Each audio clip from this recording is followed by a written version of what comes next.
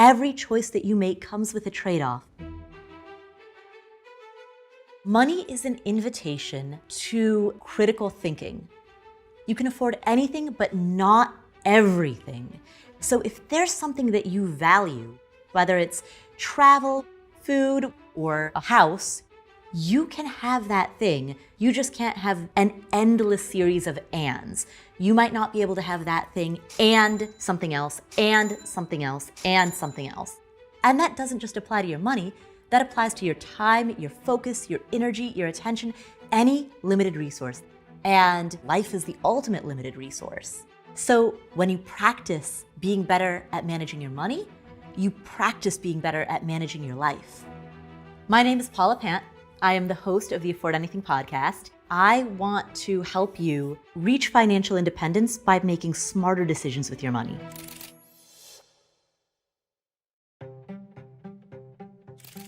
The mistake that I see a lot of people make when they start asking questions about how to manage their money is that oftentimes people will ask a question about a product or a tactic. So for example, they might say, should I use this app? Or should I invest in cryptocurrency? First principles thinking is stripping away everything and really getting to the root of something. So if you think about a tree, the tactics and the products are like the leaves of a tree. That's the most visible surface. So of course, it's what people might ask about first. But first, let's start with the roots of that tree. The roots of that tree are your values. It's that question of what matters most.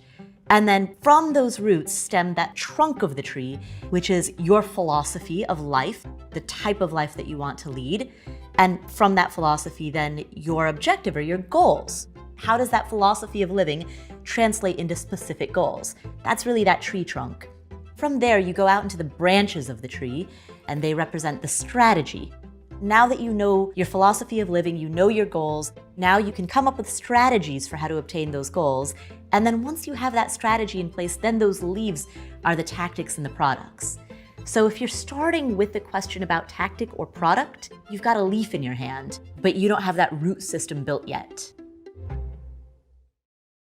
When personal finance is framed in the context of delayed gratification so that you can have more money when you're 75 years old, it's really hard to get excited about that.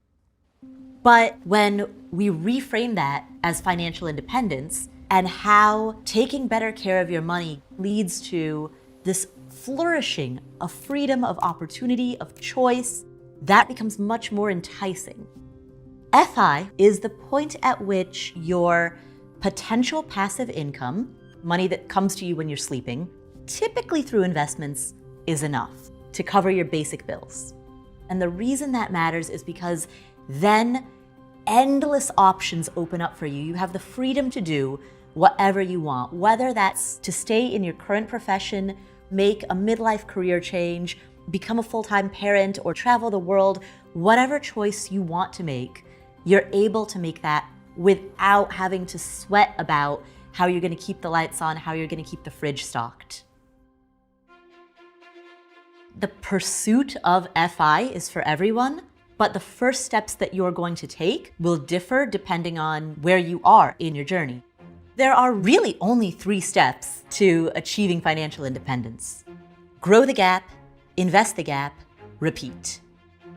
Grow the gap means to grow the gap between what you earn and what you spend. And there are only 2 ways to increase that gap: earn more or spend less, or both. If you don't make very much, like me when I was in my first job out of college making $21,000 a year, at that stage of life, your goal is to increase your income. If you're already making big dollars, but you have a spending problem, the low-hanging fruit is to curb that spending problem and to address the root psychological issues that are leading to that spending problem. Step 2 is to then invest that gap. My personal feeling is that everyone should aim to save and invest at least 20% of their income. And when I say save and invest, that includes making additional payments towards a debt above and beyond the minimum required, retirement savings, investments in an investment account. It includes building up your emergency fund. Start with a goal of saving 20%, and if you're nowhere close to that, increase your savings rate by 1%, and do that every month or 2. It will take a few years, but you will, over time, get to that 20% mark. And then step 3 is repeat. This is a lifetime practice. This is not a quick hit or something that's going to happen overnight. Money management happens for life. There has never been a point in history when the world has not been volatile. 100 years ago, there was also a pandemic going on, and there was a First World War. A decade later, the Great Depression. After that was World War II. After that, event after event after event that affected the entire globe.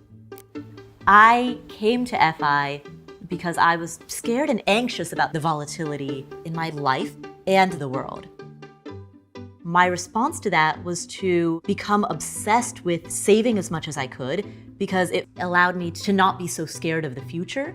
It felt psychologically comforting to have these savings. Change is the nature of the world, the nature of time. And so if you're looking out at the big global factors that are happening in the world today, and you're feeling fear, embrace it and use that fear as motivation, as fuel to make wise decisions about how you spend your money, your time, your effort. That's how you build a life that's more intentional. And there's a lot of joy in that. Get smarter, faster with videos from the world's biggest thinkers. To learn even more from the world's biggest thinkers, get Big Think Plus for your business.